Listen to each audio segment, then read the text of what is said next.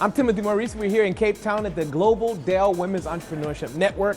We're going to be speaking to inspiring entrepreneurs from every part of the world about what they've been able to do, how Dell can support them, and how they're going to be able to build a network to continue to grow in their businesses. We're here with Ashish Thakar. He's the founder of MAR Foundation, doing wonderful work in promoting entrepreneurship of men and women. Are you seeing a fundamental difference between the work you're doing with men and women? Absolutely. So we're focused on young entrepreneurs and women entrepreneurs. Women entrepreneurs is a huge focus for us. Apart from them being smarter and more reliable, they're an amazing, ambitious group who really do deserve that platform. And I've always said, you know, women don't want or are not asking for any special assistance. They just want a level playing field. And I think that's the crucial element in this, that it's how you give them a level playing field. And I think they're extremely competent, they're extremely energetic, and they're an amazing group to work with. So we really enjoy it as a MAR Foundation. You mentioned in the panel earlier that your education, you've self-educated yourself to a very high level. How have you done that? That's a polite way of saying I'm very uneducated, but yes, I'll take it. I think, you know, it's life and entrepreneurship specifically is a constant learning journey. Every day is a new element. So how you really stay present in the moment, how you kind of constantly be open to suggestions, ideas, things that are happening. And sometimes as African entrepreneurs, we get carried away in the wrong sense, that we think the answer is, let's look towards more developed countries and learn from them. I don't agree with that at all. I think it's a matter of us finding our own feet and doing things that are right for our countries, not what we're expected to do or not what other countries have done, but what is good for us, what is good for our countries, what is good for our economies, what is good for our people. And I think it's working in that way, which is the crucial thing. One of the things that struck me when you were speaking was how important sort of family is.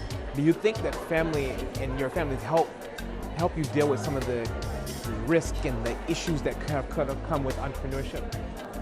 Absolutely. I mean, you know, it's always that solid support. I think family is, I'm very lucky. My parents, my sisters and I are a very close-knit group and are very close, which helps a lot.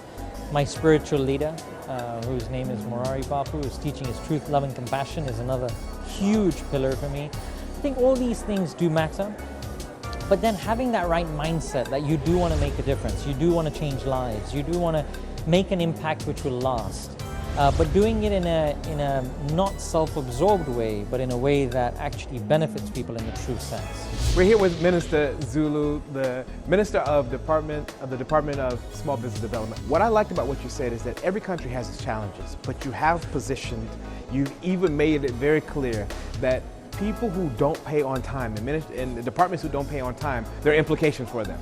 Yes, absolutely. Small and medium enterprises in South Africa are really at the heart of economic development and economic growth. It is for that reason that the government then formed the Department of Small Business Development, so that we can have a focused ministry that's supporting small and medium enterprises by creating the conducive environment for them to be able to thrive. We don't do their work, we just create the conducive environment. But also we've got in programs that are targeted at women, targeted at youth, and targeted at people with disability, because these are the people that have always been left out in the periphery, and yet this is a pool of people that can be able to grow the economy of the country. So Dell invited us to be here today, especially because we're targeting women. So we're going to be sharing the experiences of how the women that are here have made it,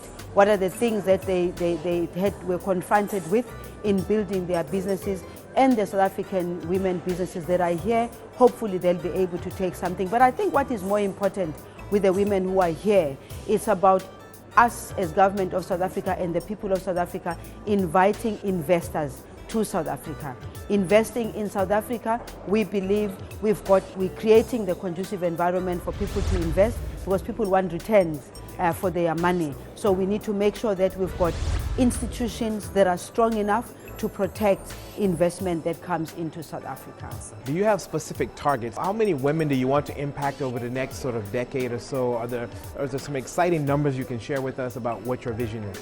Well, it's said that there's about 2 million small and medium enterprises in South Africa, and of course less than half of those are women. But where you would find women most is in the informal business. So what we're wanting to do is to formalize the informal so that we can then bring them into the mainstream of the economy. We are with the founder now of the Nzinga Effect. Did I say that right? You did.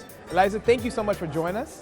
We're thrilled to have you here. The story around women hasn't really been told or pitched properly.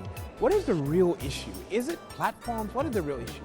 That's a really good starting question. So for women, no matter what their industry, no matter what their sector, women tend to be more invisible, right? Men write history, men tend to write about men in history. If you're in journalism like I am, and you work in an international newsroom, foreign editors tend to be men, editors who commission their content tend to be men, and the stories they're interested in are often not stories about women, and often not stories about the successes of women.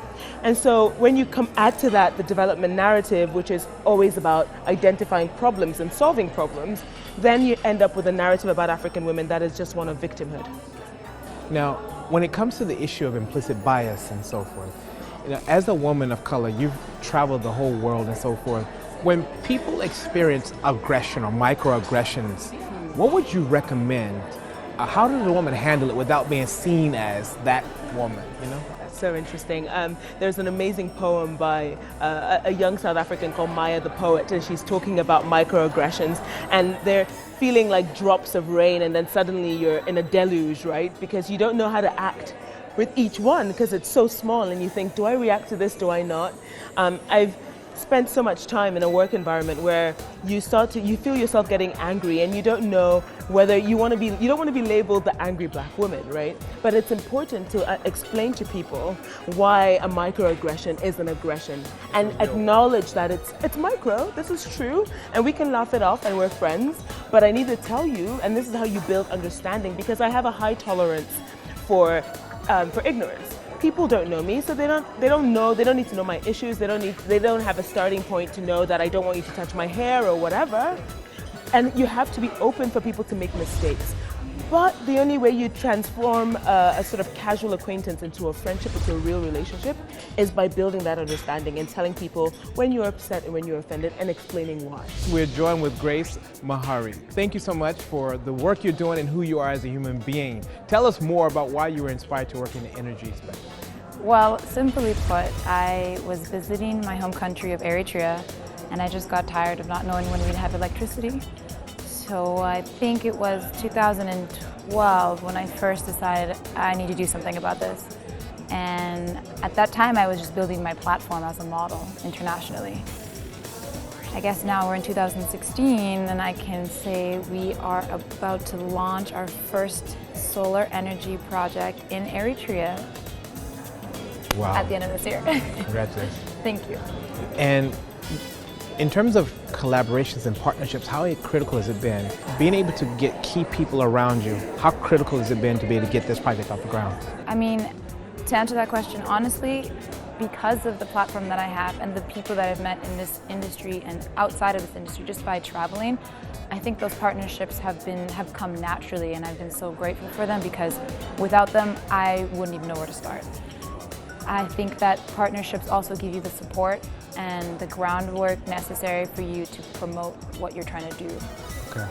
And right now where you're at, is there any sort of partners you need to be able to move forward? Well, right now where I'm at, I'd love for Dell to be a partner. I would love to also find one of our huge capital investors around the world to come through and just join our solar project.